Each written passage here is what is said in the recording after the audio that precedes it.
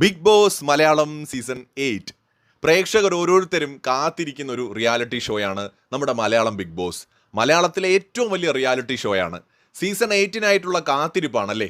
സാധാരണ 6ാമത്തെ സീസൺ വരെയും മാർച്ച്, ഏപ്രിൽ, മെയ് മാസങ്ങളിലൊക്കെ ബിഗ് ബോസ് വളരെയധികം തിളങ്ങി നിൽക്കുന്ന ഒരു സമയമായിരിക്കും. പക്ഷെ ഇപ്പോൾ കഴിഞ്ഞ സീസൺ മുതലാണ് ബിഗ് ബോസിന്റെ സമയക്രമത്തിൽ മാറ്റം വരുന്നത്. അപ്പോൾ അതുകൊണ്ട് തന്നെ ഇപ്പോൾ ബിഗ് ബോസ് അല്ല നടന്നുകൊണ്ടിരിക്കുന്നത്, മറ്റൊരു റിയാലിറ്റി ഷോയാണ്. അപ്പോൾ എല്ലാവരും ബിഗ് ബോസിനായിട്ട് കാത്തിരിക്കുകയാണ്. മലയാളം ആരാധകർക്ക് ആവേശം പകരുന്ന ചില വാർത്തകൾ വന്നിട്ടുണ്ട്.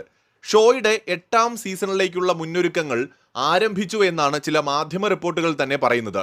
കഴിഞ്ഞ സീസണെ അപേക്ഷിച്ച് കുറച്ച് നേരത്തെ ചിലപ്പോൾ ഇത്തവണ സീസൺ ഉണ്ടാകാനുള്ള സാധ്യതയും ഒക്കെ ഉണ്ട്. എന്തായാലും ഇക്കാര്യത്തിൽ കൂടുതൽ സ്ഥിരീകരണമൊക്കെ ഉണ്ടാകട്ടെ. പക്ഷെ നമ്മൾ ഓരോരുത്തരും അക്ഷമരായി തന്നെ കാത്തിരിക്കുകയാണ്. സത്യത്തിൽ വ്യക്തിപരമായി ഞാൻ ആഗ്രഹിക്കുന്നത് സീസൺ ഫസ്റ്റ് പോലെ ഒരു സീസൺ ഇനി ഉണ്ടായിരുന്നെങ്കിൽ എന്ന് തന്നെയാണ്. കാരണം നമ്മുടെ ഏതൊരു സീസൺ എടുത്ത് നോക്കിയാലും സീസൺ ഫസ്റ്റിനെ ഭയങ്കര യുണീക്കാക്കി മാറ്റുന്നത് അത് തികച്ചും വ്യത്യസ്തരായ മത്സരാർത്ഥികൾ കൊണ്ടും വളരെ സ്ട്രേഞ്ചേഴ്സ് ആയിട്ടുള്ള മത്സരാർത്ഥികൾ കൊണ്ടുമൊക്കെയാണ്. പല സീസണുകളും മുൻകാലങ്ങളിൽ മറ്റ് സീസണുകൾ നോക്കിക്കഴിഞ്ഞാൽ പലപ്പോഴും കണ്ടസ്റ്റൻസിന് വളരെ നന്നായിട്ട് പുറത്തു നിന്ന് തന്നെ അറിയാൻ പറ്റും. അവർ പരസ്പരം സുഹൃത്തുക്കളായിരുന്നവരായിരിക്കും, ഒന്നിച്ച് വർക്ക് ചെയ്തവരായിരിക്കും, വളരെ നന്നായിട്ട് അറിയാവുന്ന ആൾക്കാരാണ്. അപ്പോൾ ഈ ബിഗ് ബോസ് പോലത്തെ ഒരു റിയാലിറ്റി ഷോയിൽ തികച്ചും സ്ട്രേഞ്ചേഴ്സ് ആയിട്ടുള്ള ആൾക്കാർ വരുമ്പോഴാണ് ശരിക്കും അതിൻ്റെ നാച്ചുറലായിട്ടുള്ള ഒരു അവരുടെ ഒരു സർവൈവൽ നമുക്ക് കാണാൻ കഴിയുന്നത്. വലിയ പ്ലാനിങ്ങുകളൊന്നും ഇല്ലാതെ അതിനെയൊക്കെ മറികടക്കുന്ന ശരിക്കുള്ള ഒരു സർവൈവൽ.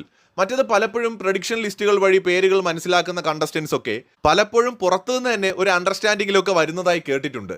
എന്താണെങ്കിലും ഈ സീസണിൽ കുറച്ച് സ്ട്രേഞ്ചേഴ്സ് ആയിട്ടുള്ള നമുക്കധികം പരിചയമില്ലാത്ത ആൾക്കാരൊക്കെ വന്നിരുന്നെങ്കിൽ നന്നായിരിക്കും. സ്ഥിരം സീരിയലുകളിലും സിനിമകളിലും ഒക്കെ കാണുന്ന ഒരുപാട് മുഖങ്ങൾ ഉണ്ടാകുന്നതിനപ്പുറം തികച്ചും ഡിഫറൻ്റ് ആയിട്ടുള്ള മേഖലകളിൽ നിന്ന് വ്യത്യസ്തരായ കഴിവുള്ള മനുഷ്യർ, തികച്ചും അപരിചിതരായിട്ടുള്ള മനുഷ്യർ ബിഗ് ബോസിനകത്തേക്ക് വന്നാൽ ഒരു പക്ഷേ സീസൺ ഫസ്റ്റിലൊക്കെ ഉണ്ടായതുപോലെ നാച്ചുറലായിട്ടുള്ള മനുഷ്യൻ്റെ അതിജീവനം കാണാൻ കഴിയും. സീസൺ ഫസ്റ്റിനെ അതുകൊണ്ട് തന്നെയാണ് വേറിട്ടൊരു സീസണാക്കി മാറ്റുന്നത്. ഇപ്പോൾ നമ്മുടെ വിന്നറായിട്ടുള്ള സാബുമോനാണെങ്കിലും, അല്ലെങ്കിൽ ഇപ്പോൾ പേളി മണി ആണെങ്കിലും, ശ്രീനിഷ് ആണെങ്കിലും, അവരുടെ ഒരു ലൈഫ് ജേണി ആണെങ്കിലും അതൊക്കെ ബിഗ് ബോസിൽ നിന്ന് ഉണ്ടാവുന്നതിൻ്റെ ഒരു റീസൺ തന്നെ അതൊരു തികച്ചും ഒരു ജെന്യുവിൻ ആയിട്ടുള്ള ഒരു പൂർണ്ണമായും അപരിചിതരായ മനുഷ്യരുടെ ഒരു അതിജീവനമായതുകൊണ്ടാണ്. പിന്നീട് വന്ന പല സീസണുകളിലും പലപ്പോഴും കണ്ടസ്റ്റൻസ് ഭയങ്കരമായ തയ്യാറെടുപ്പുകൾ എടുത്ത് തന്നെയാണ് വരാറുള്ളത്.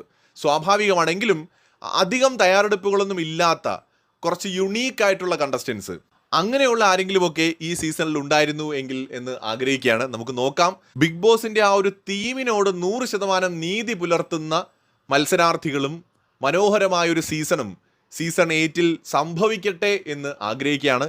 തീർച്ചയായും കൂടുതൽ അപ്ഡേറ്റുകൾ ഇനിയുള്ള ദിവസങ്ങളിൽ വന്നു തുടങ്ങുമെന്നാണ് പ്രതീക്ഷിക്കുന്നത്.